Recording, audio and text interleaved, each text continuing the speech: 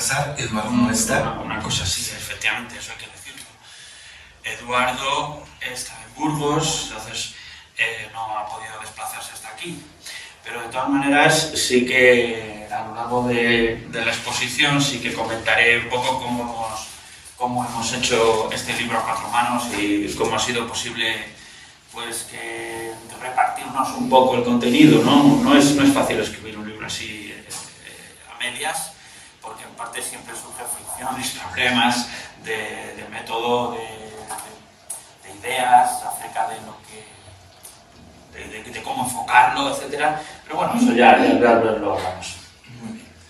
Pues es un placer presentar el libro Voces Transgresoras. Mi nombre, lo dicho, y pertenezco al Observatorio Ético Internacional, el OBETI, que significa víctimas en checo. Trabajamos con todo lo que es feminismos, LGTBIQ+, desde la perspectiva ética y los valores de los derechos humanos y los ecosistemas. Tenemos sede en España, en Colombia, América Central, fundamentalmente en España, por supuesto.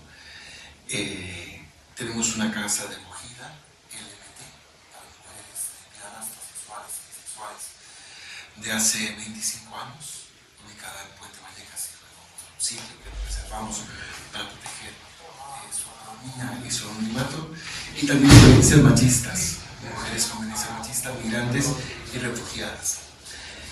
Se llama Pantera Rosa y Violeta. El Observatorio Ético Internacional se siente muy agradecido a Juan Angelina y también a Eduardo Naval por la invitación que nos ha hecho en el día de hoy para participar presentando este gran libro que es tremendamente diverso en el sentido de fuentes bibliográficas, en el sentido contundente, filosófico, transgresor, transfeminista, no solamente LGTBQ, sino feminista en el sentido amplio de la palabra, y una memoria queer de esa cultura insumisa que pone como subtítulo. Dicho esto, tenemos que agregar que Juan Ángel Angelina Díaz, que está a mi lado, lo dice en la portada de la portada del último libro, es un geógrafo e historiador de la Universidad Complutense, también doctoramos en Historia Antigua y Arqueología, y ha sido profesor de Historia y ha participado en múltiples proyectos diversos en distintos momentos, hasta su jubilación en el 2020. Y es un activista de derechos humanos LGTBIQ, incluido orgullos críticos que hemos estado hablando, ¿sí? Y además ha estado en muchos acontecimientos interesantes del movimiento queer y LGTBIQ de España, y en concreto de Madrid. Ya para profundizar, pues, la Wikipedia al final. Que falta no me vas a encontrar en Wikipedia. No, hace falta hacerte eso. Lo haremos por ti, ¿vale? Bueno, no sé yo si eso es interesante. Es interesante, sí, sí. Hay que visibilizar al activista. Sí. Y luego Eduardo Naval Aragón, que nació en 1970, es muy joven, estudió Economía y Documentación de la Universidad de Salamanca, Historia y Estética de la Cinematografía en la Universidad de Valladolid. Es cinéfilo y escritor freelance. Ha contribuido en cursos de introducción a la historia del arte cinematográfico y es autor de El Marica, La Bruja y el Armario, de editorial Egales, en el 2007, y de un capítulo sobre New Queer, cinema incluido, recopilación de ensayos, teoría queer, de la editorial Egales, en el 2005. Además ha dado muchas conferencias y es un hombre muy interesante. Dicho esto, voy a partir el libro que he leído, por supuesto, 2 veces. Lo he subrayado, lo he vuelto a releer porque me parece muy interesante, desde el plano filosófico, sociológico, ético, activista, histórico, por supuesto, de la historia queer y feminista interseccional. Dicho esto, vamos a empezar por una pregunta que dice: En gran medida, este libro está atravesado por el feminismo interseccional, es decir, afectados por la clase, la identidad, el género, la raza, la etnia, la discapacidad, la orientación sexual y todas las categorías de división social para atender la heterogeneidad y la desigualdad dentro del colectivo en un sistema patriarcal. ¿No lo puede explicar y explayar? En plan simple. Vamos a ver. En principio, el libro yo lo definiría como una genealogía. Y estuvimos hablando antes precisamente de que una vez terminado el libro, de repente pues me dije, esto parece una historia del sufrimiento humano. Es decir, o sea, una genealogía de la literatura, pero vista desde un punto no canónico. O sea, algo que tiene que ver con la identidad, la pérdida de la identidad, la transgresión contra esa identidad impuesta. Es decir, ¿y por qué la literatura? Pues porque la literatura es un poco el camino que han tomado muchísimas personas antes de la creación de los movimientos organizados LGTB para poder expresar de una manera metafórica su rechazo contra las identidades impuestas. Contra las identidades impuestas que pueden ser de muchos tipos, es decir, no solo me estoy refiriendo a identidades sexuales, ¿no? O sea, por ejemplo, empezando por las mujeres que rechazan su rol de género, siguiendo con aquellas identidades heridas que de repente no están de acuerdo con la normatividad que el sistema impone. Es decir, o sea, estamos hablando de un poder que al menos desde la formación del capitalismo moderno, desde la formación del mundo colonial, que es el que crea precisamente el capitalismo moderno industrial, o sea, ha creado una categorización y unos roles determinados y unas identidades determinadas en las personas que no siempre encajan con lo que esa persona ve en sí misma. Es decir, hay un momento en el libro en el que decimos, bueno, pues vamos a mirarnos al espejo, vamos a intentar ver si nos reflejamos, si lo que vemos en el espejo realmente expresa lo que dicen que somos. Y en muchos casos no es así. Es decir, hay algo con lo que después de escribir el libro, escribí en la introducción una metáfora que expresaba muy bien esto que te estoy diciendo. O sea, de repente todos hemos tenido miedo en algún momento de nuestra vida a salir a la calle y expresar algo que puede incomodar, o sea, porque es moralmente impropio de las costumbres o de los roles que se esperan de nosotros. Entonces, en ese sentido, da igual que seamos hombres o mujeres o que estemos categorizados de una manera u otra. En el fondo, ese miedo a expresar lo que somos realmente o lo que nosotros pensamos que debemos ser, pues hace que el mundo se tambalee, ¿no?, a nuestro alrededor. Y por eso al principio no quisimos hacer una historia de la literatura homosexual, simplemente una historia de la literatura LGTB, sino algo más amplio, algo más generalizado, algo que integrase esa crítica a las identidades heridas, a esa crítica de las identidades impuestas. Entonces, identidades impuestas que tienen que ver con la categorización que se ha hecho desde ese mundo colonial.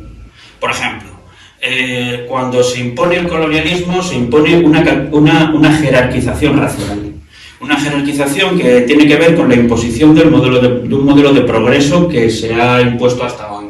Entonces, esa jerarquización racial que se demuestra incluso hoy día, o, por ejemplo, últimamente con el caso del futbolista que de repente ha abierto el debate acerca de si es otro debate más, acerca de si en España somos racistas o no somos racistas, no sé qué, pero es que ese racismo es congénito del sistema, porque se ha impuesto desde ese mundo colonial que pervive hasta nuestros días y que se impone en una subjetivación de la que nos es muy, muy difícil salir.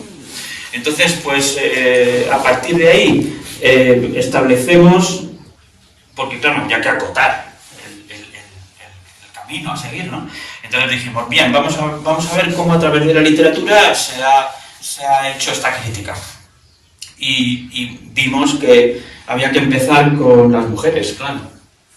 Había que empezar con las mujeres, había que empezar con esa disidencia al rol asignado en una sociedad burguesa de ese tipo, muy ordenada internamente y que estaba marcada por un ambiente muy disciplinario.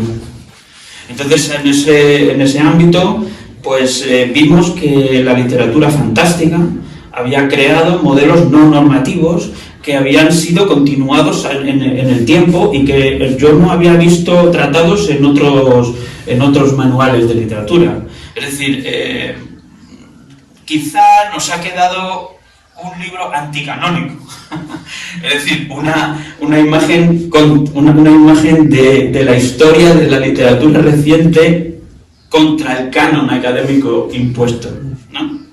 Entonces, pues a partir de ahí empezamos con Mary Shelley y su Frankenstein, ¿no? Que es un poco el primer ejemplo de cuerpo no normativo, ¿no? O sea, ese cuerpo hecho de trozos de muerte que en el fondo es totalmente incomprendido y además una vida hecha posible por la tecnología, una tecnología que al final va a ser muy criticada dentro de esa literatura fantástica y que en el fondo pues va a formar parte de esa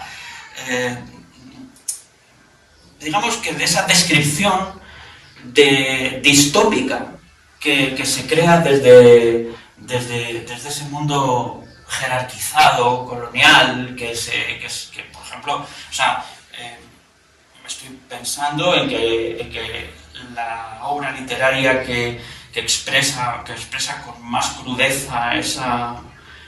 me estoy acordando de dos, una obra, La horita de Melville, que es Bartleby el escribiente, y luego ¿cómo se llama? A ver, ayudadme ahora mismo. Es El corazón de las tinieblas, efectivamente. Ya sé lo que sí, de Joseph Conrad. De repente, pues, esa incursión en el África profunda es un poco la incursión del subconsciente colectivo de toda una sociedad que de repente se enfrenta a sus propios demonios. Esos demonios y esos miedos en los que se basa precisamente el miedo al propio espejo, el miedo al espejo del individuo, el miedo a lo que somos realmente. Entonces, ahí hay una crítica de la identidad real. Hay una crítica de la identidad que se expresa hasta hoy a través de toda la serie de obras literarias que hemos encontrado en un montón de puntos que aparentemente están inconexos, pero que forman una especie de rizoma, una especie de enraizado, ¿no? Cuyos puntos están todos comunicados entre sí. Por ejemplo, pues es no solo el mundo de las mujeres, sobre todo las mujeres norteamericanas, anglosajonas del siglo XIX, como Mary Shelley y su Frankenstein, que además es una cosa interesante como también el monstruo de Frankenstein ha tenido su genealogía hasta el siglo XX, ¿no? Justo analizamos un poco el reflejo de ese monstruo, el reflejo de ese monstruo por ejemplo, en la última novela de Janet Winterson, Frankenstein, o por ejemplo también en una de las novelas más interesantes de un escritor iraquí que hizo Frankenstein en Bagdad hace unos 10 años. Ahmed Sadawi, parece que se llama el autor. Y bueno, pues sirve como metáfora para describir una situación distópica atroz, ¿no? Entonces, ese cuerpo no normativo que solo se siente bien con gente que no está reglada dentro del mundo normativo, ¿no? Un ciego, una niña, es decir, y que la gente que tiene miedo de sí misma al final explota contra él y le persigue hasta morir, ¿no? En ese final terrible, casi, bueno, en fin, en el que nos podemos ver reflejados todos nosotros, ¿no? Porque si he puesto la palabra queer por delante en el título, ha sido precisamente porque para mí ese concepto expresa también lo monstruoso, expresa también esa no normatividad. Pero bueno, es que es tan amplio que... Vamos a centrarnos un poco. Nos centramos un poco más porque si no me Y fundamentalmente, el otro día nos entrevistaban en pareja a mí en un diario de derecha para todo el resto de España, menos Madrid, y teníamos que explicar la palabra queer. Dicho esto, un poco para centrarnos, porque hay gran desconocimiento de lo queer, de lo transfeminista, del feminismo interseccional. ¿Cuál es el tema central del libro? Bueno, en principio el tema es todo aquello que vaya contra el patriarcado. Es decir, el análisis de esa estructura social que categoriza y jerarquiza, dependiente de ese mundo colonial que se crea desde el siglo XVIII-XIX, o sea, todo eso viene de la mano de esta literatura que lo que está haciendo también es criticar, uno, el sistema heteropatriarcal o, según lo llamaba Monique Wittig, el sistema político heterosexual, ¿no? Y después el problema del mundo de esa imposición de identidades, ¿no? de las identidades normativas binarias, que esa es la clave de todo esto, ¿no? Ese mundo binario que, bueno, desde la hija de Lord Byron, desde Ada Lovelace, precisamente, que es la que crea precisamente el sistema la que empieza a desarrollarlo, precisamente se desarrolla también todo un discurso que entra para configurar todo un mundo tecnológico, ¿no? Todo ese mundo tecnológico que en el fondo luego va a ser muy criticado dentro de estas obras de ficción. Ese mundo tecnológico que va a repetir también ese canon heteropatriarcal y racista, porque en el fondo ese racismo es también la herencia de ese mundo colonial que aún existe, de ese pensamiento colonial. El problema del racismo es también un problema marcado profundamente por la necesidad que tiene el sistema de imponer un dominio clasista, un dominio de...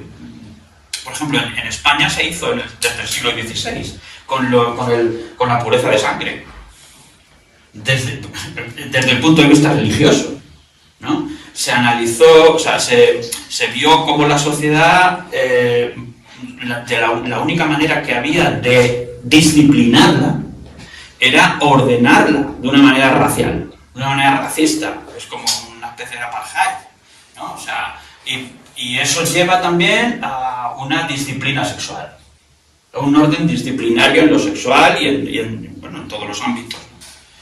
En el fondo, claro, las mujeres fueron también una de las más perjudicadas en este sentido. Por eso, cuando se habla de literatura fantástica femenina, claro, nosotros analizamos, por ejemplo, la obra de Carson McCullers, una autora fantástica que bueno, pues en su obra está atravesada por por personajes que están caracterizados por su capacitismo, siempre tienen algún defecto que la sociedad rechaza. O por ejemplo, cuando hablamos de Tennessee Williams, con su Zoo de Cristal, por ejemplo, cuando vemos a esa mujer que está profundamente marcada por ese trauma terrible que sufre porque no solo como mujer, sino porque está discapacitada. Entonces, pues a partir de ahí, esa necesidad que tiene no solo ya las mujeres, sino los hombres que necesitan entender ese pensamiento femenino, hace posible que se vaya en contra de ese mundo creado artificialmente y que no corresponde con realidades identitarias que esas mismas personas no reconocen en sus propios cuerpos, en sus propias mentes, ¿no?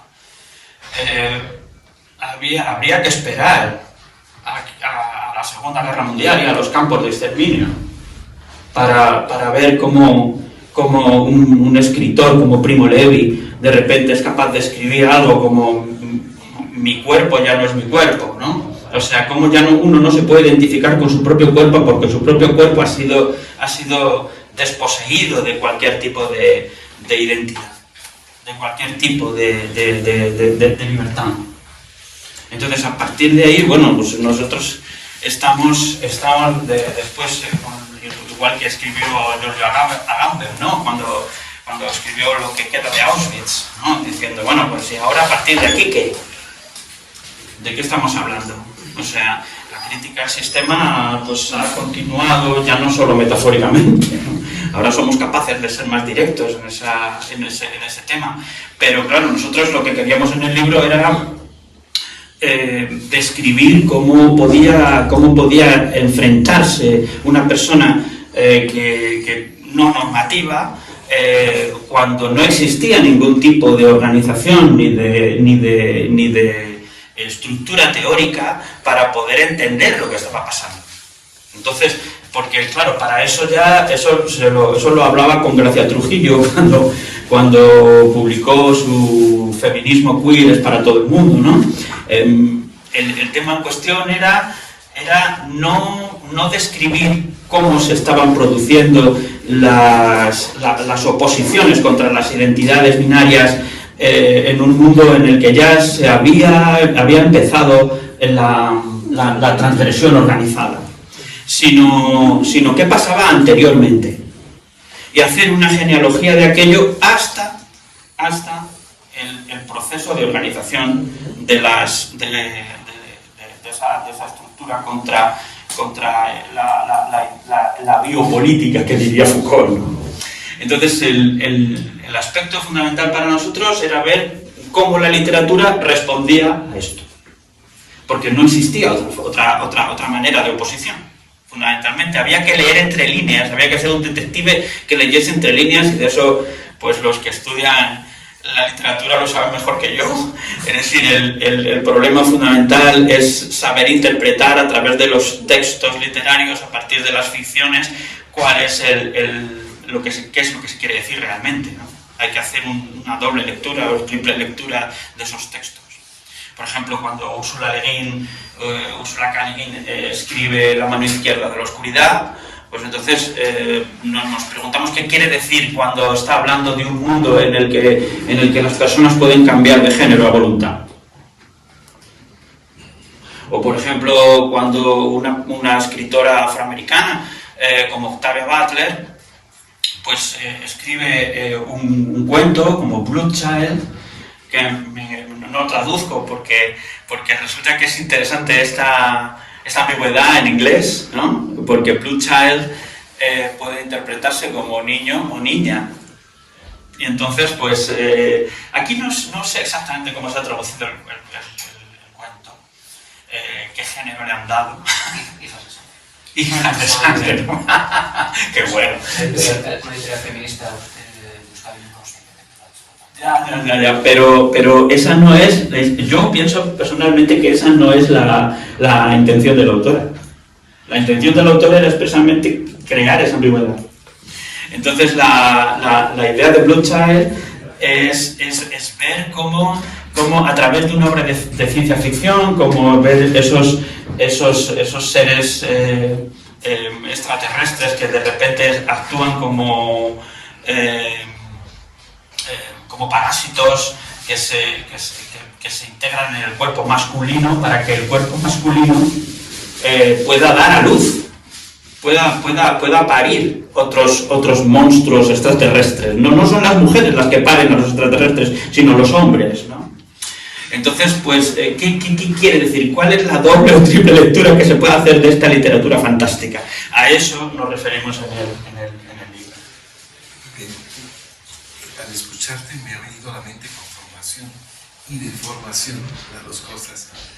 Yo tengo raíces filosóficas y teológicas de formación y de formación también, y me ha recordado de un encarcelado de Auschwitz y de toda la historia de Hitler y de Hitler, que es un jefe, un teólogo que escribe sobre la teología de la cruz y de la muerte desde una celda donde va a ser pues llevado a un campo de concentración y va a morir ahí. Como todo el ambiente de Auschwitz, que fue el culmen de un sistema donde los cuerpos disidentes diversos no son aceptados, porque la eugenesia es principal.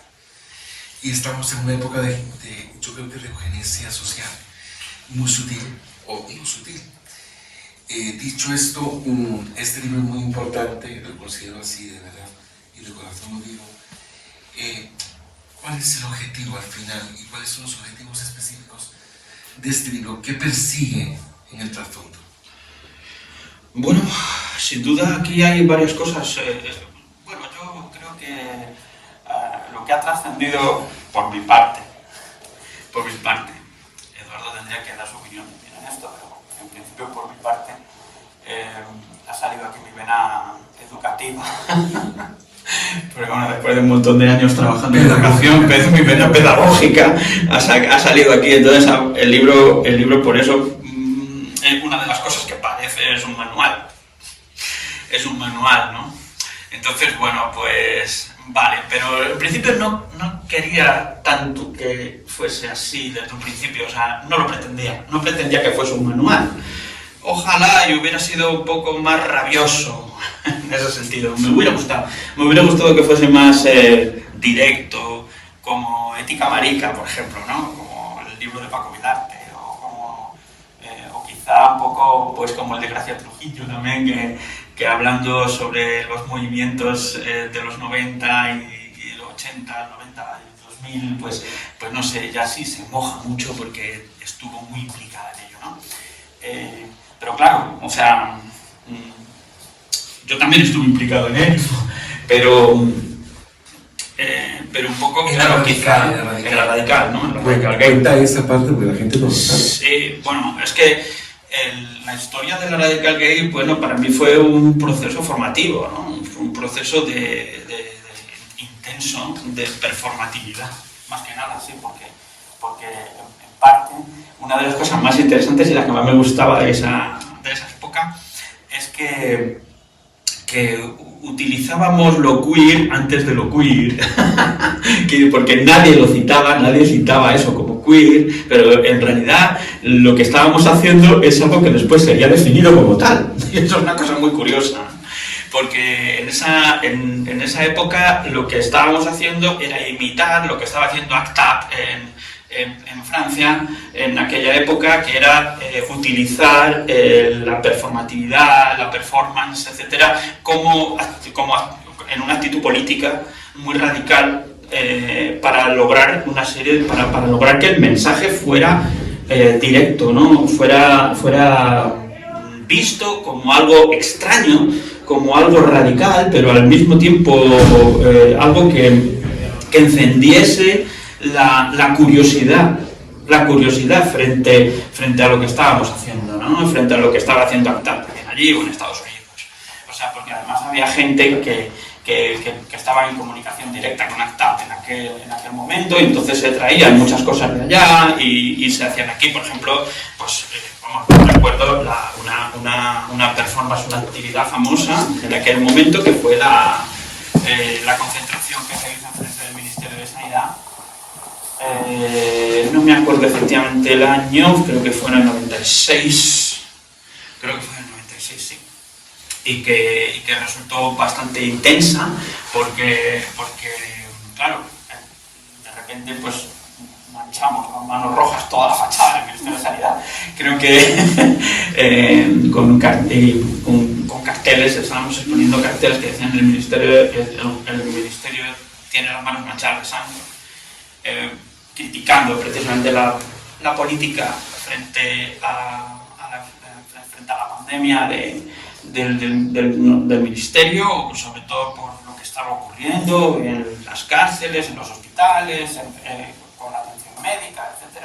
Entonces, todas esas, bueno, más o menos, aparte de centrarme en eso, la historia principal era el hecho mismo de la protesta estética para lograr un efecto social, un efecto político.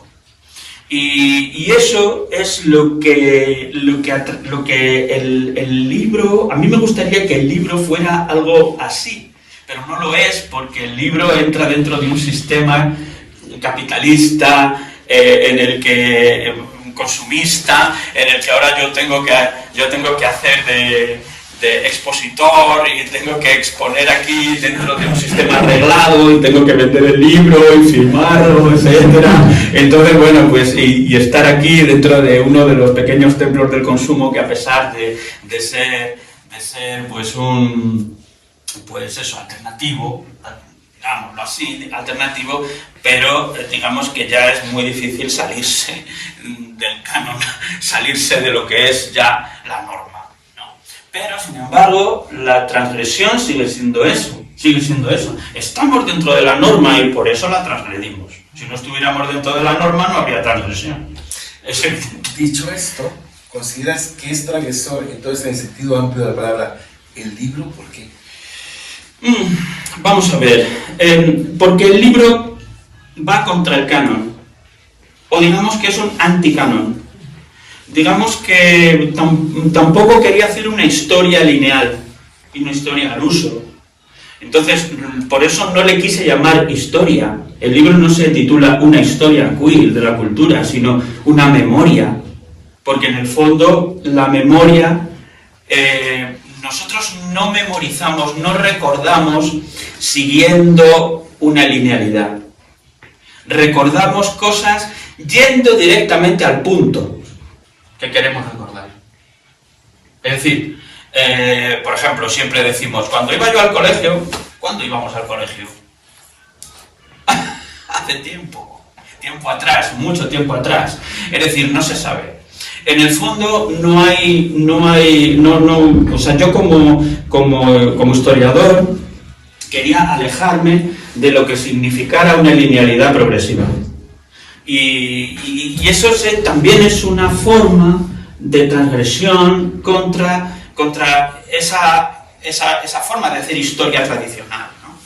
Entonces, por eso quise dispersar los puntos de atención y, a partir de ahí, generar una red. Entonces, esa red está interconectada. Entonces, lo que hay que ver es qué relación tienen entre sí todos esos puntos. ¿Qué relación tiene la Norteamérica del siglo XIX con esas señoras que escribían también? Con los herejes franceses como Rimbaud, Verlaine, hasta Jean Genet. O ¿qué tienen que ver ellos con los exiliados españoles de la República? Con Cernuda, Zambrano, Las Sin Sombrero. Es decir, ¿qué tienen que ver? O sea, ¿hay alguna relación entre todos ellos? O por ejemplo con la Alemania de entreguerras.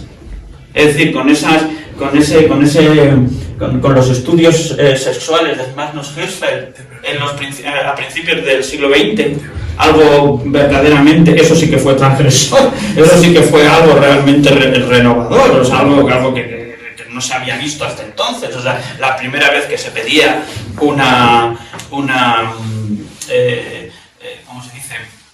una abolición de la normativa sobre la persecución de la homosexualidad, ¿no? De una manera legal. Ya en la primera vez que se hizo, a finales del siglo XIX, ¿no? Cuando aquello era impensable prácticamente. En la época en la que se decía que todo lo no europeo era pues poco más o menos que salvajismo puro, ¿no?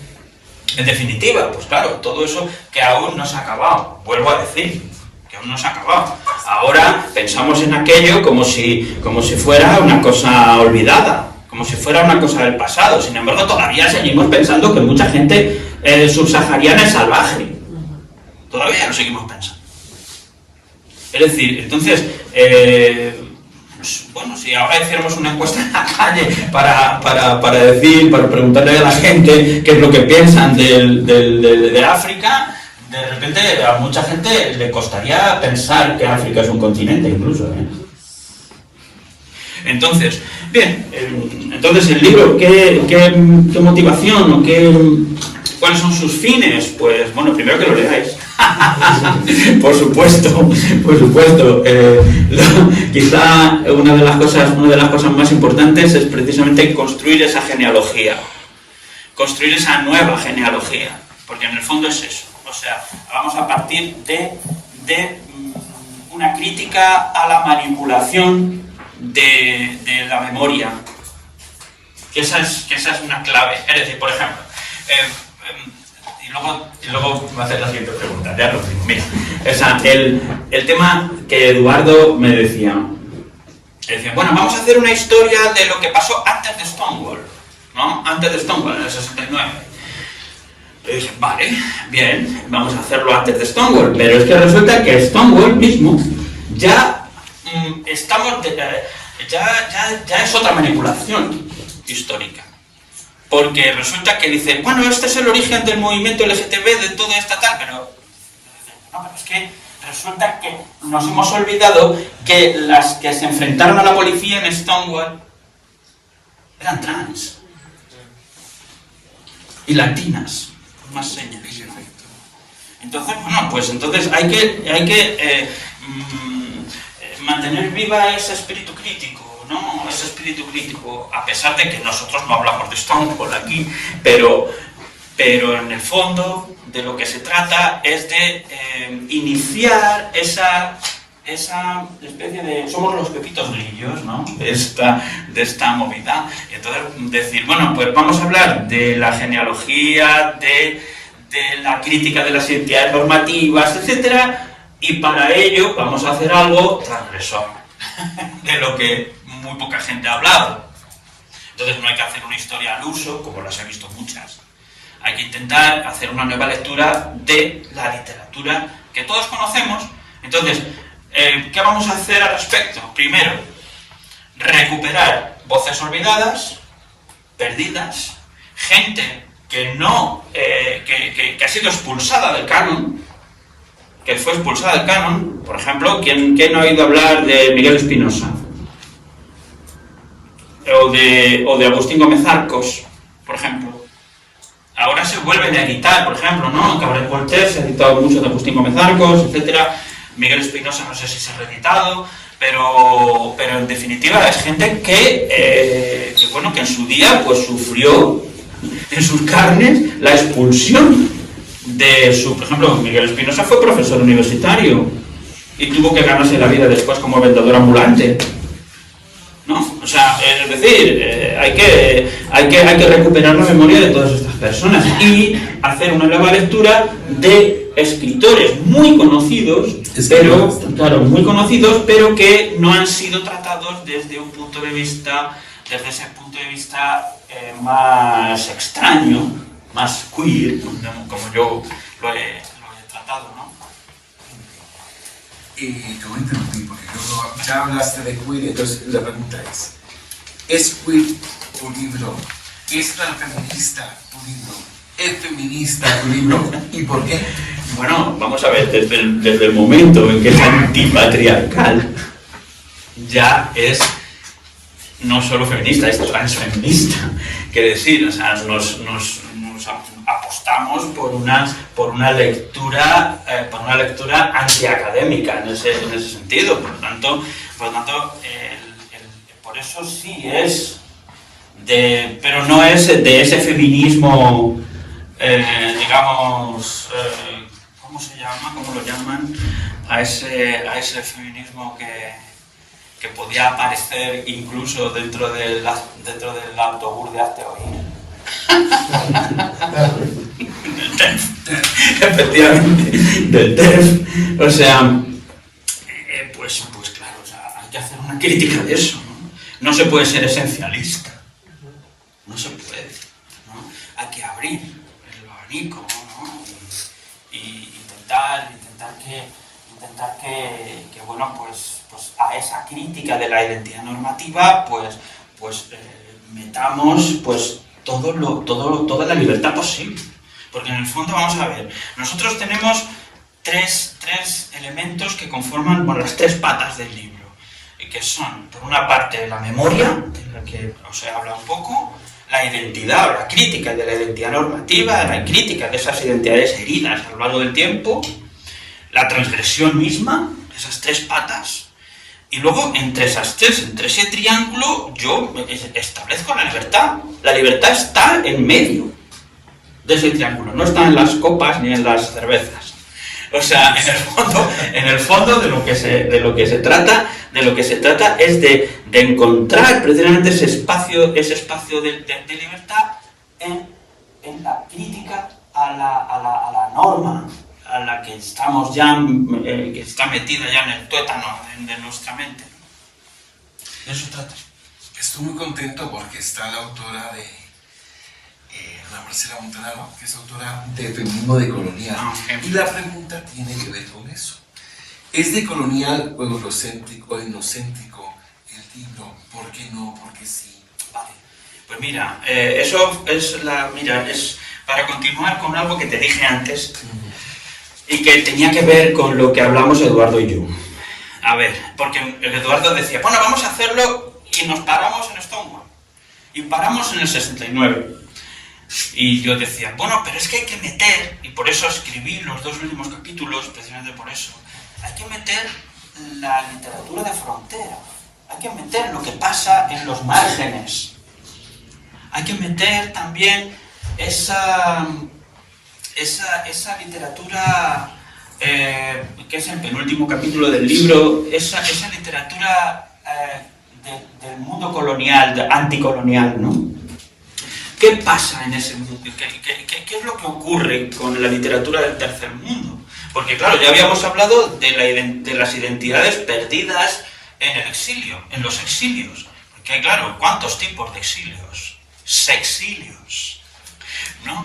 Sexilios. Vamos, claro.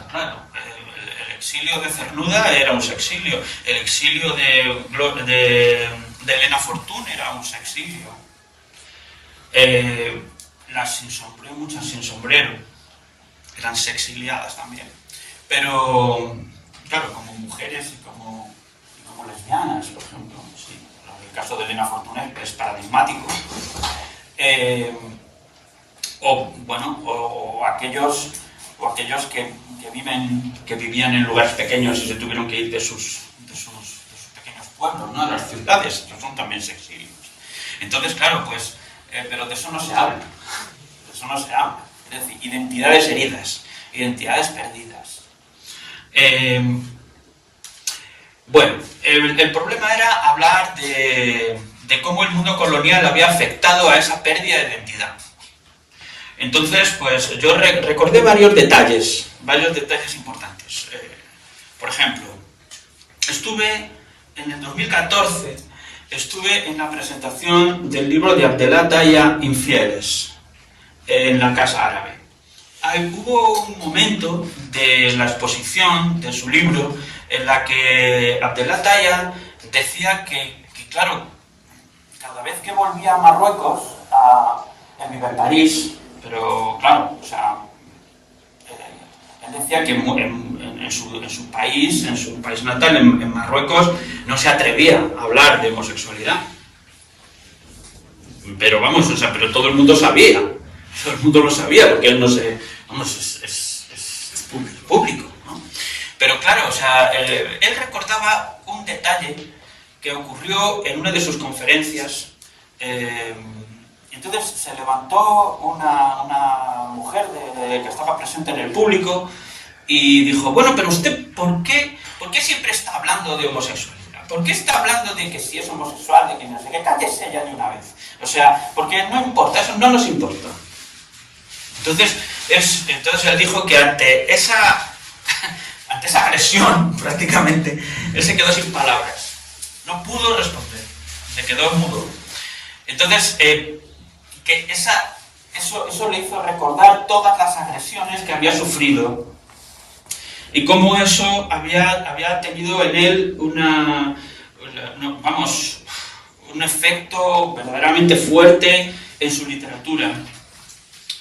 Y claro, él había sentido que eso además era una parte de su pérdida de identidad, porque él vivía en París, en Francia, en la antigua metrópoli. Entonces él decía, escribía en francés, pero pensaba en árabe. Y claro, él odiaba el francés, porque como otras, como por ejemplo Leila Slimani, ¿no? que bueno, es una autora fantástica, que también tiene el mismo problema, ¿no? O sea, esos son escritores que tienen que vivir en sus antiguas metrópolis y que tienen que escribir en la lengua de sus antiguos amos. Y que en un momento dado ese mundo colonial aún les tiene oprimidos, porque ese mundo colonial aún tiene las riendas de la industria cultural. ¿Vale? Entonces es lo mismo, por ejemplo, cuando le dieron el premio Nobel a este escritor keniata, ahora no recuerdo su nombre, pero bueno, nosotros hablamos en el libro también de otros escritores africanos, subsaharianos también, que les ocurre lo mismo. O sea, que de repente él dijo esta misma historia también, ¿no? O sea, dijo, es que mi público, la gente que me lee, no está aquí.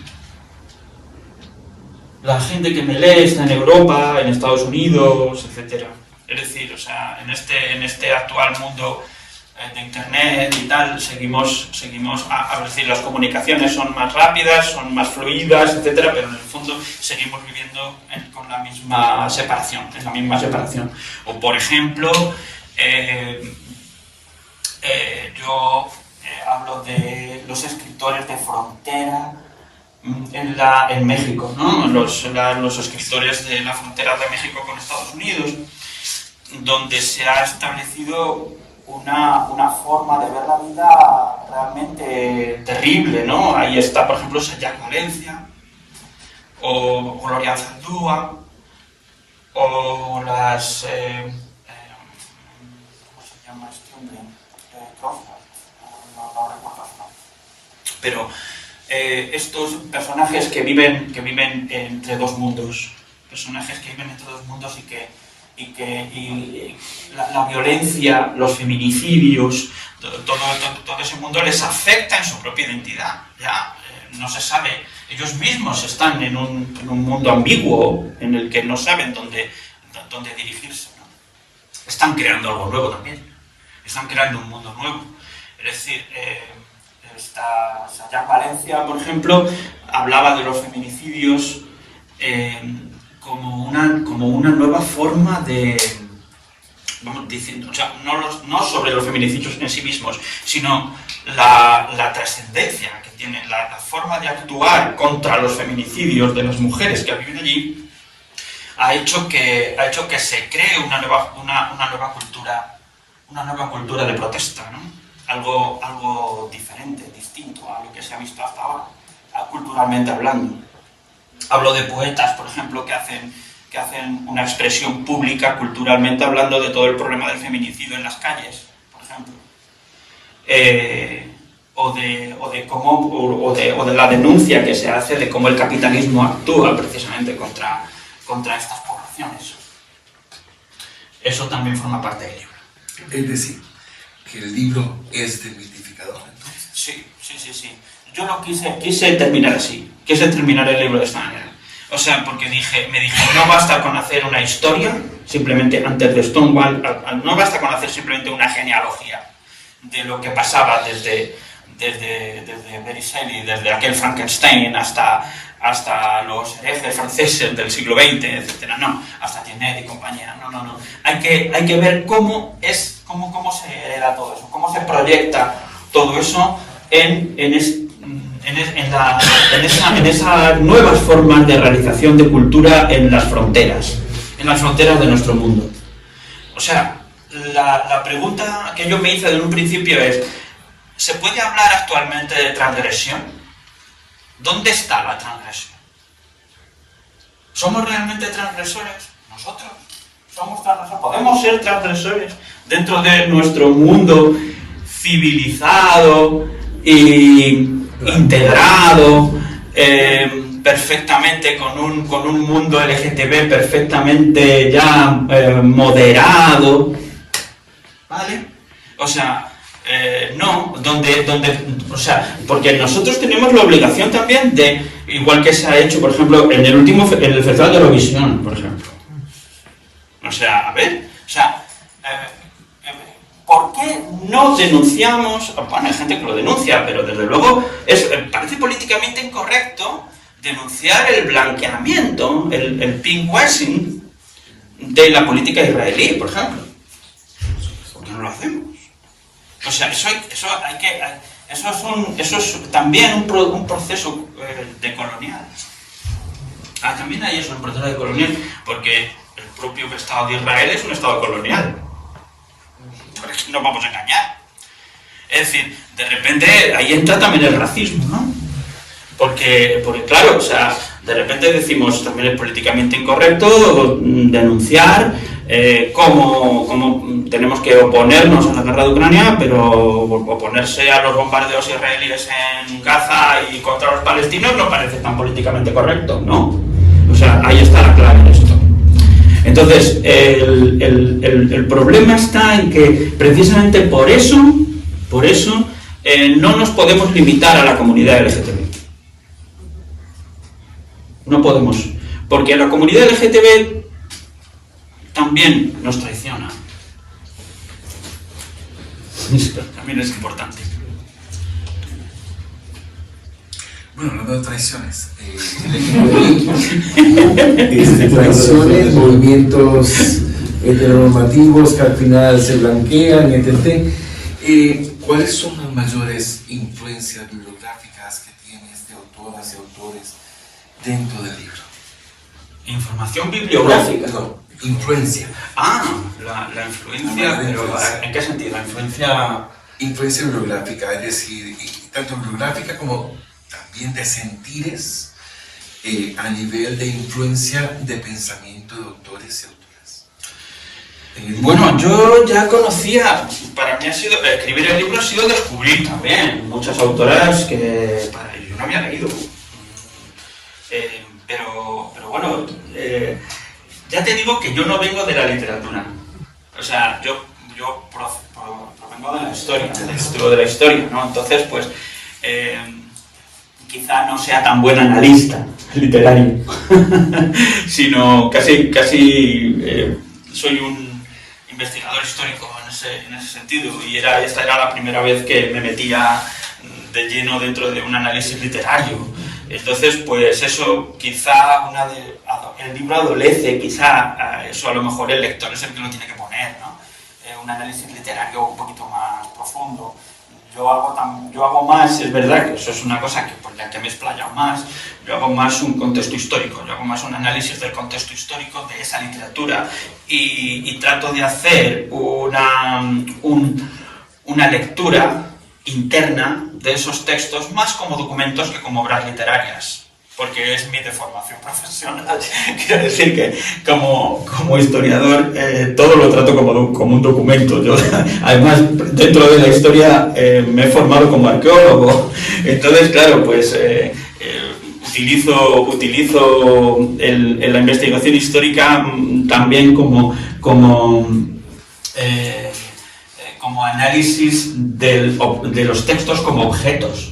Una hermenéutica. Y eso Más o menos, más o menos. Entonces, pues quizá dejo al lector que él mismo saque sus propias conclusiones sobre la literatura como literatura. Es decir, pienso que yo me he centrado más en los autores y en sus objetivos. ¿Qué pensadores concretos te han influido? Porque a mí me encanta tu narrativa. Escribes muy bien y muy argumentado. Entonces, ¿qué pensadores? Bueno, es que vamos a ver, el cincel del análisis? Yo creo que yo no hubiera escrito el libro de esta forma si no hubiera leído antes a Foucault, por ejemplo. O sea, es evidente que Foucault como teórico del biopoder, por ejemplo, pues está en la base, yo creo que de todo el libro. O por ejemplo, ya lo comprobaréis si leéis ya el primer capítulo, que hago una especie de disquisición medio filosófica de lo que significa, de lo que ha significado a lo largo de estos últimos años, muchos años, que me remonto muy atrás, al sentido de lo que es el cuerpo, al sentido de cómo se ha visto el cuerpo a lo largo de este siglo XX, ¿no? O sea, entonces pues hay pensadores que a mí ya me llaman mucho la atención desde al principio, hace tiempo, como por ejemplo William Burroughs o los escritores de la generación Beat, que a mí me gustaban un montón. Y o sea, es el concepto de libertad que ellos tenían, que ya se expresaba desde sus influencias con Thoreau y todos estos, ya a mí me fascinaba desde un principio. Y luego pues estos medio filósofos que no sé cómo encajarlos, no sé cómo definirlos, como por ejemplo Terence McKenna, que eran bueno, digamos que analistas de lo psicotrópico, que me gustaban muchísimo esos análisis, ¿no? Terence McKenna para mí es un bicho, es un bicho, súper bicho, pero vamos, o sea, o por ejemplo, no me puedo olvidar de Deleuze, que bueno... ¿Y mujeres pensadoras? Zambrano, María Zambrano. Para mí María Zambrano, a pesar de que he leído muchas críticas a María Zambrano, pero para mí María Zambrano es importantísima. O sea, sobre todo su análisis del exilio. El análisis que hace María Zambrano del exilio me parece fundamental a la hora de entender una identidad herida. Y ya para concluir, para dar espacio también al público que hable, pregunte, comente, en la actualidad, ante el repunte de ataques a las mujeres, la homofobia que está habiendo, la LGTB-fobia, etc., el racismo, la división del feminismo, la derecha en auge en algunas áreas de Europa, ¿qué nos dice ese libro? ¿Qué nos puede proponer? ¿Qué nos puede elucidar? Vamos a ver, o sea, en esto puedo hacer un puente con lo que hablaba sobre el mundo colonial, sobre el problema de las estructuras de pensamiento decoloniales. O sea, es que todo lo que has dicho, todo ese repunte de los fascismos, todo ese repunte de la homofobia y el racismo, todos esos horrores, pues no son sino la consecuencia de algo que ya estaba ahí, que tiene que ver con ese mundo colonial que no ha desaparecido. Entonces basta que haya una crisis para que eso remonte. Pero eso no quiere decir que antes no existiera. Bueno, sí, hablar y hablar. Pero claro, pues eso, pero lo que os digo, que eso no quiere decir que antes no existiera. Lo que pasa es que, por ejemplo, yo en el pasado, cuando estuve en la Radical Gay, luchábamos contra eso, precisamente. Luchábamos precisamente contra una homofobia rampante, contra el racismo y la inseguridad y claro, hablábamos precisamente también contra esas identidades. En un momento en el que yo también estaba asumiendo mi propia identidad. Curiosamente, pero no hay nada mejor como asumir una identidad para después destruirla. Eso es genial. Eso es genial. Pero, evidentemente, primero hay que asumirlo. Primero hay que asumir qué es eso. ¿En dónde estás? Pero claro, esto es como la teoría de la incertidumbre, ¿no? O sea, sabes que ahí hay un objeto, pero si no sabes cómo se mueve, no lo puedes analizar. Y puedes saber cómo se mueve, pero claro, ese mismo movimiento, claro, te impide. Por eso mismo, una de las cosas que te dije antes y que ahora me viene al pelo, o sea, creo que en nuestro lenguaje el verbo ser está sobrevalorado. Es decir, o sea, el problema es que estamos, no somos. Es muy interesante esa diferenciación que hay en el castellano, que me parece fundamental. Es decir, el ser es tan momentáneo, el ser es tan, bueno, o sea, tan volátil, que de repente, pues siempre estamos. Y claro, en ese estar, las identidades se pierden, se volatilizan como el ser. Que me ha salido una cosa un poco loca. Es filosófica y quiero agradecer también a Juan y a Angelina por todo lo que me ha emocionado aprender, leer el libro varias veces, estar aquí, compartir, y ahora vamos a abrir un poco el espacio. Agradecerle a Eduardo Naval también que no está, que es el coautor del libro, y escuchamos vuestras opiniones, preguntas al autor, a Juan. Queda abierto el debate, queda abierto además a gente muy interesante como Ana Marcela, que es escritora también de feminismo decolonial, de Obetti, etc. Bueno, que hay gente muy interesante, profesoras, gente que está siempre activista también, activistas y gente muy interesante aquí en el público que pueden opinar, decir o preguntar. Abierto al público. El que quiera o la que quiera. O la que quiera. Bueno. A ver, yo te tengo una pregunta. ¿Cómo te llamas? Yo soy Carlos. ¿Con este libro se pueden saldar deudas pendientes de la sociedad occidental hacia esos autores desplazados? Es muy complicado eso de saldar deudas. Mira, te puedo decir que psicológicamente hablando, cuando alguien le pregunta a un psicólogo qué deudas puede saldar con su propio pasado, el psicólogo siempre te suele decir que es mejor que asumas el pasado, asumas eso y intentes que eso no te afecte para tu futuro, porque la vida sigue. Ese es, en principio. Entonces, históricamente hablando, las sociedades, claro, tienen muchas deudas que saldar, obviamente. O sea, históricamente Europa tiene deudas impagables.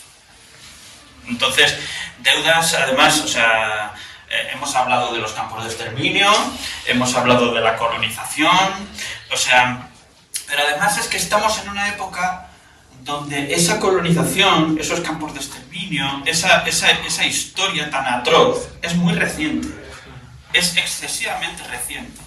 Y por lo tanto, las sociedades aún están, no han procesado sus propios errores, no han procesado los errores. De hecho, hemos hablado aquí de un montón de ejemplos, desde la propia Eurovisión hasta las guerras. Por ejemplo, nadie ha oído hablar de la guerra del Tigray en Etiopía, mientras sí todo el mundo habla de la guerra de Ucrania. Por ejemplo, ¿dónde está Etiopía? Nadie lo sabe. Todo el mundo sabe dónde está Ucrania. Pero bueno, en todo caso, saldar deudas. Mira, este libro, igual que otros, hay otros libros que te intentan también subvertir el discurso oficial. Y todo lo que trate de eso, todo lo que intente subvertir el discurso oficial,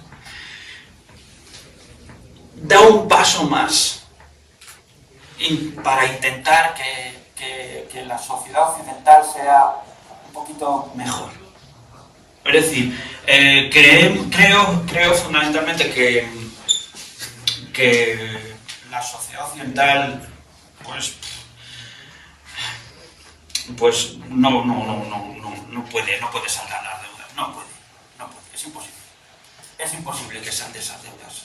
Es decir, porque estamos metidos para poder saldar esas deudas, tendría que, o sea, el sistema que constituye la base del poder de Occidente tendría que desaparecer. Porque ese sistema es el que ha creado esas mismas injusticias. Y para que ese sistema acabase tendría que haber una revolución. Tendría que haber un boom.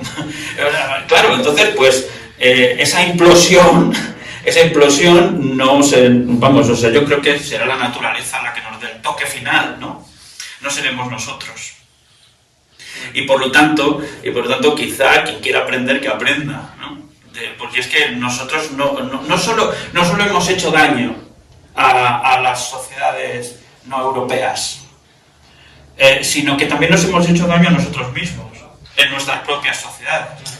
Porque cuando estamos hablando cuando hablamos de ese mundo de frontera, del que estábamos hablando antes, decimos, es que esa frontera, vale, yo la he establecido Marruecos, México, las fronteras entre el mundo occidental y el tercer mundo, el llamado tercer mundo en muchas partes del mundo, pero es que esas fronteras están en la puerta de nuestras casas también. Están incluso, te diría más, esas fronteras están en nuestra piel. Ahí están. Entonces, ¿cómo saldar las deudas? Bueno, mi granito de arena es denunciar eso y hablar de los problemas que tienen las personas que no viven como nosotros, que están ubicadas en territorios distantes y que de repente, pues ellos también sufren precisamente la manipulación del discurso colonial.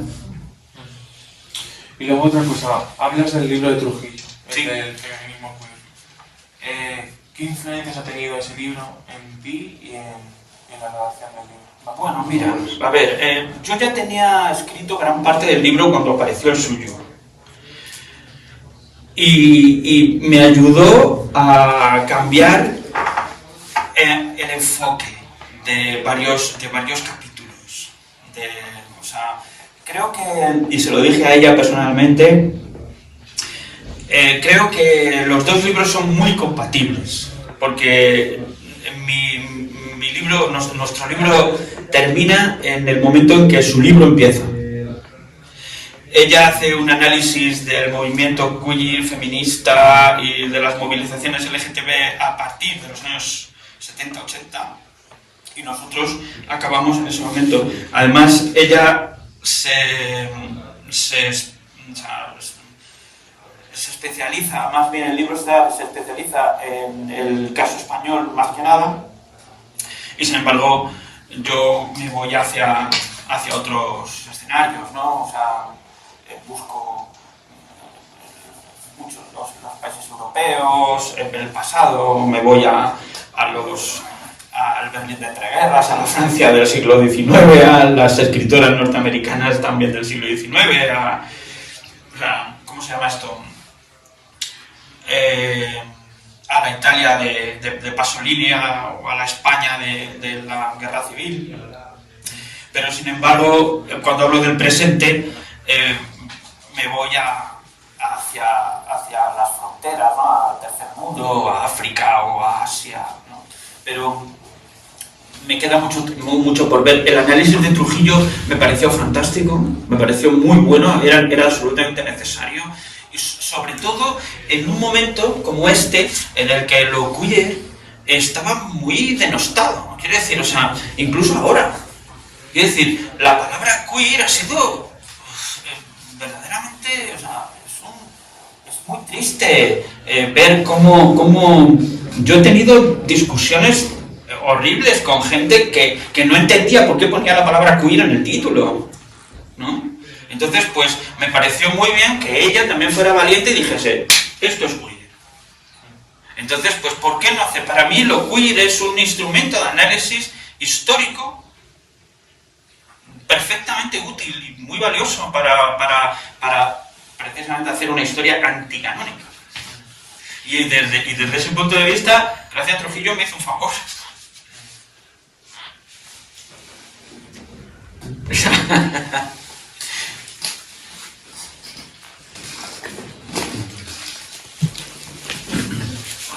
Qué pena. Vale. Yo creía que me vas a hacer una pregunta. Yo sé si voy a hacer Ana Marcela. más que una pregunta, un comentario. Qué valiente que ha sido, creo, de lo que he escuchado, escribir esto, ¿no? Porque transgredir el concepto de memoria, situarse en la memoria, en las memorias que a veces incluso que no nos pertenecen, pero las que nos podemos apropiar. Hacer críticas también, desde cualquier posición, porque a veces también encapsulamos mucho la palabra privilegio, ¿no? Pero vernos en un mundo diverso, en sociedad, en identidades, como dice Silvia Rivera Cusicanqui, una autora boliviana, que somos identidades manchadas, como veteadas, ¿no? No en una... Sí, bueno, yo digo identidades heridas, pero en el fondo es lo mismo. Pero que eso es muy interesante porque permite pensar en otros recorridos históricos. Y eso en este momento donde hay feminismos que parecen aliados al neoliberalismo, feminismos que caen en las cuestiones identitarias, feminismos también que en América Latina hablan de género y de equidad, pero se hacen y de antirracismo, pero se hacen aliados al neoliberalismo atroz que está asesinando a los cuerpos de las mujeres y a los cuerpos feminizados, y también a quienes están en las discusiones económicas más brutales, sociales. Un poco de lo que hablas allá en Valencia, ¿no? También y escrita por toda la espectacularización de la violencia contra las mujeres. Y bueno, pensarse en la frontera es maravilloso, ¿no? Que hemos pasado por procesos migratorios, de autoexilio, o como quieras pensarlo. Autoexilio, nunca había pensado nunca había oído esa palabra. Y que nos hemos movido también. Y que estando aquí, también en otros ámbitos, ¿no? Nos podemos pensar también en esa diversidad. Y escuchar la palabra transgresora es pensarnos también en esa diversidad, también, y no en ese esencialismo, ¿no? Que a veces es lo que a veces termina encapsulando y creando guetos de pensamiento, incluso en aras dicen, pensamos diferente, pero lo que estamos creando es un gueto de pensamiento. Yo me arrepiento de haber venido, estaba trabajando un poco también mañana tengo que participar en una conferencia sobre feminismo y punitivismo. Y a veces pienso también cómo desde diferentes espacios seguimos pensando en solo una racionalidad y no pensamos en la libertad. Me ha encantado, por ejemplo, que no me arrepiento de estar aquí, de que pienses desde esa libertad, y la libertad que nos merecemos como seres humanos, ¿no? Y más allá de lo que nos dicte la normatividad, sea la penal, por ejemplo, ¿no? Que a veces nos hace tanto daño, porque exigimos más penas, pero se nos devuelve hacia nosotras, hacia nuestras propias vidas, hacia nuestros propios cuerpos, hacia nuestras experiencias vitales. No he leído el libro, obviamente, ¿verdad? Vengo aquí un poco, Roberto hizo la invitación y la vi, y como digo, no me arrepiento, ¿no? Y pensarnos en esas identidades subversivas, en esa necesidad también de establecer diálogos transgresores también. Bueno, hace un tiempo participé con Roberto en una actividad en Canal, ¿no? Y construcción radical. Y yo he venido trabajando en una cosa que ya también le he dicho, feminismo de la transgresión, ¿no? Esos feminismos que salen del relato, de un solo feminismo, de un solo relato, de un feminismo del legado ilustrado, ¿no? Y es pensarnos desde ahí, pensarnos también que hay otros relatos, que esos relatos merecen la pena, porque son los desde donde podemos establecer como tirar de los hilos. Sí, bueno, yo creo que ese es el objetivo, uno de los objetivos del libro es ese. Me gusta esa expresión, tirar de los hilos, porque creo que lo que he querido hacer fundamentalmente es crear otro relato, otro tipo de relato, ajeno al relato tópico que nos han acostumbrado en los libros de historia, en los libros de historia de la literatura. Esa diferencia que hace posible que se devuelva la palabra a aquellos que transgreden, incluso transgreden a pesar de sí mismos, inconscientemente incluso. Porque la búsqueda de una identidad, al principio, claro, es como una especie de deber, ¿no? Deber interior. Y después, claro, cuando ya se encuentra, de repente decir, vale, pues ahora, ¿qué hago con ello? Y de repente he encontrado una identidad, pero esa identidad no es la que me corresponde. ¿Qué pasa aquí? Entonces, me estoy acordando de, por ejemplo, escritores muy... Juan Goytisolo, por ejemplo, cuando escribe señas de identidad, precisamente, y habla de bueno, él mismo se instala en Marrakech, ¿no? Se instala en Marruecos y de repente escribe desde allí esa nueva forma de vivir, esa nueva forma de ser y estar, esa forma alejada del pensamiento occidental. Entonces, es como cuando María Zambrano dice, no quiero regresar, de hecho no quería regresar, no quería volver porque se sentía fenomenal, exiliada. Se sentía en un mundo de ambigüedad territorial. Y eso porque decía que ella se sentía bien en cualquier parte, porque ya la patria estaba en ese horizonte, lejano, ¿no? Ella era Antígona, la Antígona que estaba enterrada en vida, y ya le daba igual dónde ir, porque todo lo que hubiera en la superficie ya le era ajeno. Entonces, a partir de ahí, pues bueno, a nosotros creo que tenemos la obligación de reconstruir un nuevo relato. Y ese nuevo relato parte de descifrar nuestras propias contradicciones como occidentales, que es un poco lo que me preguntaba Carlos también. O sea, en esa aceptación de ese espejo en el que nos debemos mirar, que es un poco también el espejo que cito yo también, ¿no?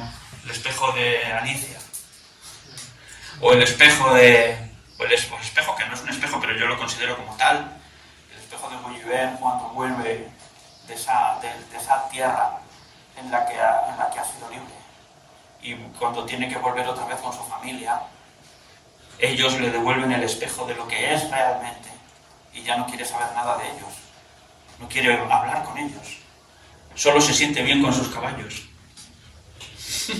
Entonces, pues, realmente esa metáfora de Gulliver es la metáfora de todos nosotros. Nos sentimos bien como somos, o nos engañamos a nosotros mismos, o precisamente en ese engaño también engañamos a los demás. Eso es otra dimensión, ¿no?, del relato. ¿Alguien quiere continuar comentando, preguntando, debatiendo, haciendo preguntas? Bueno. Tenemos tiempo, nos quedan 22 minutos. No me digas. Una pregunta. ¿Tú crees que no, a ver, en este auge del fundamentalismo, no solamente los fundamentalismos religiosos, sino también económicos, pensar desde donde estás pensando es no un antídoto, pero puede abrir caminos para pensar en contra de ese fundamentalismo? Sí. creo que sí. El fundamentalismo es una debilidad. Fundamentalmente. Sí, es una redundancia.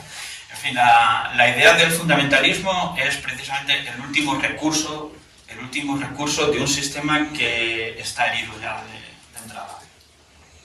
Es decir, el fundamentalismo solo actúa en el último momento como el coletazo de un animal herido.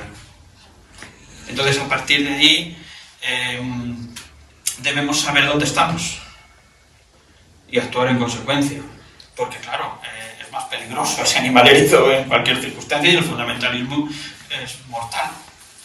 Entonces, claro, el problema es que cuando deconstruimos el discurso, cuando analizamos sus contradicciones y exponemos el nuevo relato, de repente desarma el fundamentalismo. Porque el fundamentalismo es humo. Fundamentalmente. ¿Alguien más quiere comentar? No tenemos tiempo. Hay muchas preguntas. Sí, bueno, no sé, yo supongo que... Te has referido a una cosa que me llama la atención cuando has hablado. ¿Cómo te llamas? Me llamo Ramón. Y bueno, a la traición de los colectivos LGTB. Ah, sí. Eso, ¿a qué cosas te referías?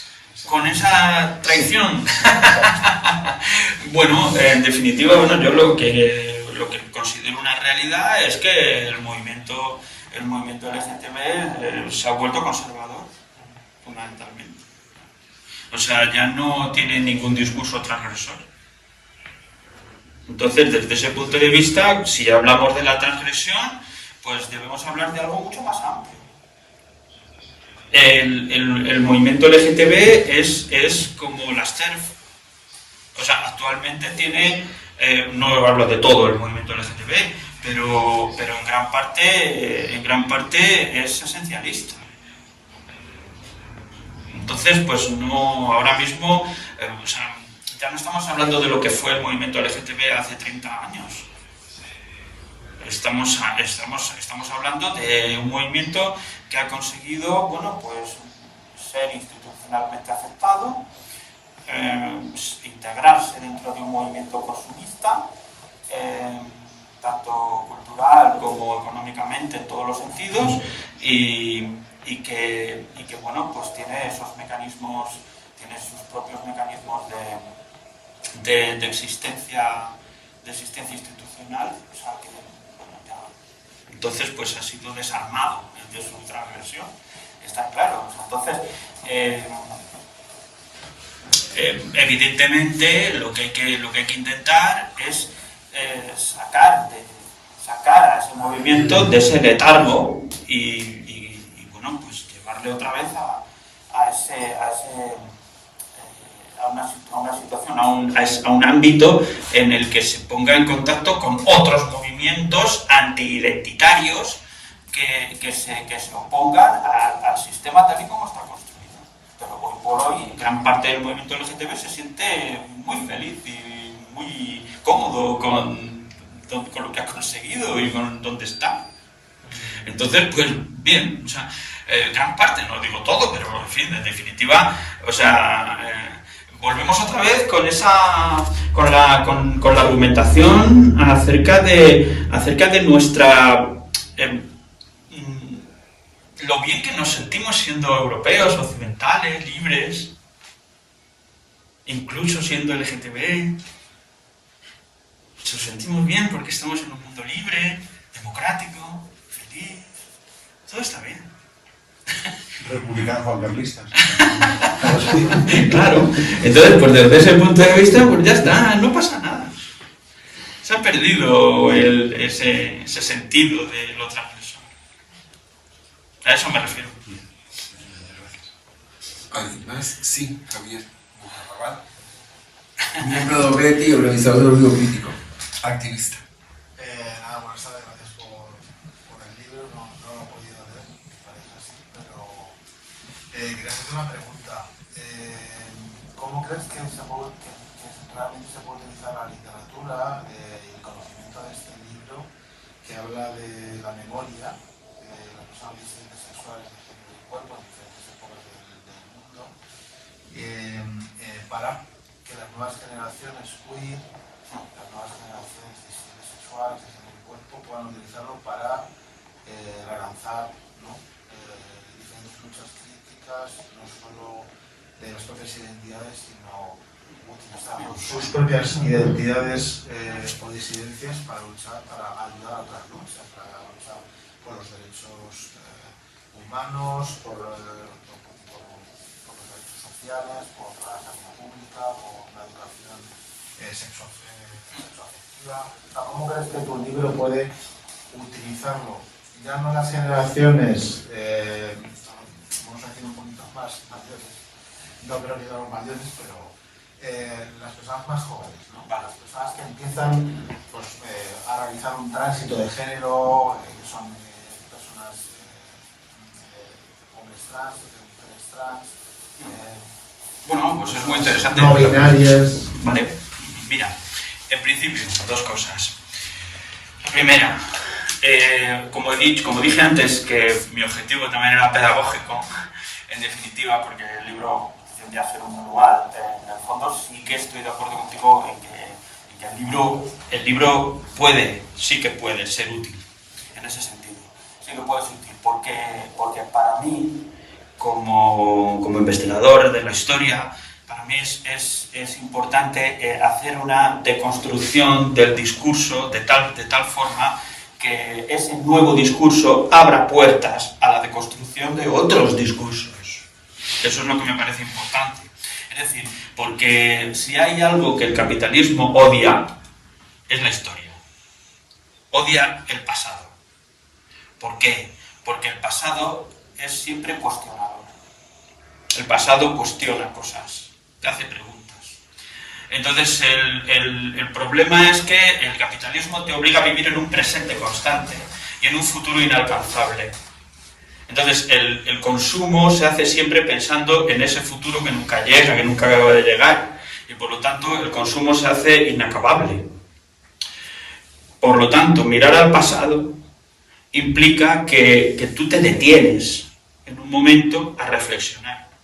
Esa reflexión implica que claro, vas a tener que realizar una retrospectiva para tener un espejo que te ayude a mirar al futuro. Pero evidentemente te tienes que parar. Tienes que hacer, y el sistema no te deja parar. Es demasiado rápido, todo es demasiado frenético. El consumo hace necesario ese frenesí. Entonces el libro te quita un poco te reconstruye esa idea. Y aquí me acuerdo de una cosa que me preguntaste acerca de mis influencias, acerca de la gente que me ha influido más en el libro, que es uno de los filósofos que estábamos hablando antes de él, que es Byung-Chul Han, que hablaba precisamente de la sociedad del cansancio. Sí, es un filósofo coreano que de repente te habla de cómo el pasado no importa en este tipo de sociedad. En esta sociedad el pasado no importa, porque el pasado es transversal en sí. Entonces, eso por un lado, o sea que sí que va a ayudar, porque en el fondo te ayuda a hacer posible un sentimiento crítico, ¿vale? Eso por un lado.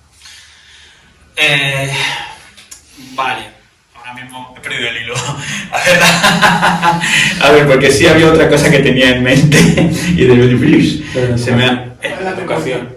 Sí, el tema de la educación es importante, porque claro, como surge como manual, ojalá y el libro pudiera ser leído por estudiantes y por gente que viera la literatura y la historia de otra forma. Eso para mí sería un éxito. Vamos, eso sería lo mejor que podría pasar. Vale, sí, es fundamentalmente eso.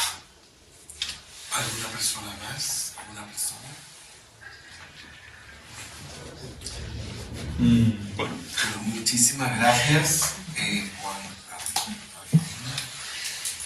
Gracias al docente, que es Eduardo Cabal. Y gracias a todos los asistentes por la participación, por la escucha, por estar. Y gracias por haber invitado a OMETI, o Observatorio Ético Internacional, a estando aquí, y además hay miembros y miembros aquí. Muchísimas gracias, de verdad, porque nos da visibilidad también a nuestra actividad, que es feminismos y LGTBI, desde los valores éticos en realidades sociales, económicas, políticas y sociales. Bueno, muchas gracias. Gracias a vosotros.